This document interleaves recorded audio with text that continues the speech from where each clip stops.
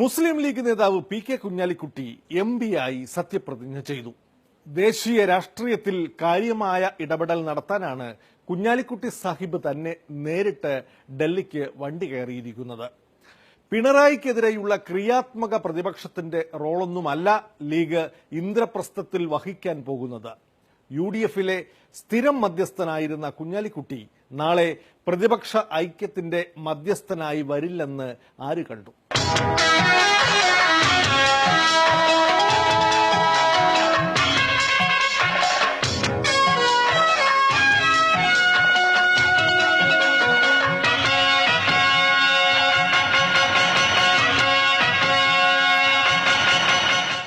നീ ആരാ? PK Kunyalikutti, having been elected പ്രസംഗം വേണ്ട. എന്താ നിന്റെ തീരുമാനം?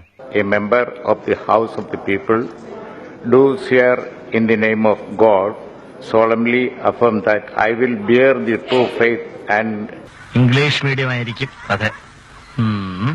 allegiance to the Constitution of India as by law established, that I will uphold the sovereignty and integrity of India, and that I will faithfully discharge the duty upon which I am about to enter. ഇവനെ സൂക്ഷിക്കണം.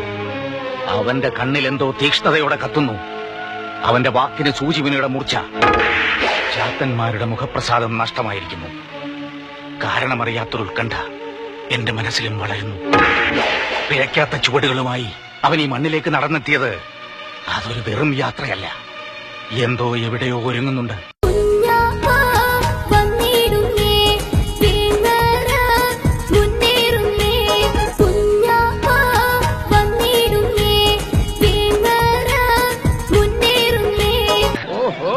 അഹങ്കാരത്തിൽ കൂടിയില്ലേ?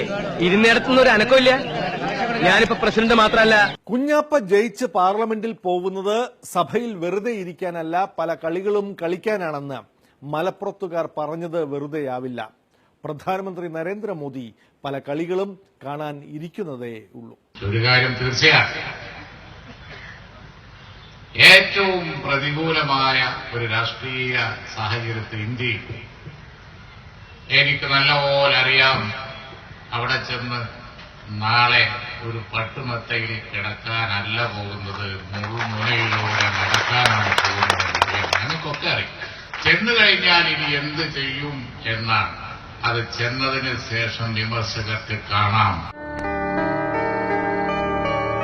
ദില്ലിയിൽ പോയിട്ട് നരേന്ദ്രമോദിയെ ഒന്ന് വിറപ്പിക്കാമെന്ന് വിചാരിച്ചിട്ടാണ് എന്നൊന്നുമല്ല. പോകുന്നതിന്റെ ഉദ്ദേശം, പോവാൻ തീരുമാനിച്ചതിന്റെ ഉദ്ദേശം തന്നെ പിണറായി വിജയനുമായിട്ട് ഏറ്റുമുട്ടാൻ താല്പര്യമില്ലാത്തത് കൊണ്ടാണ്.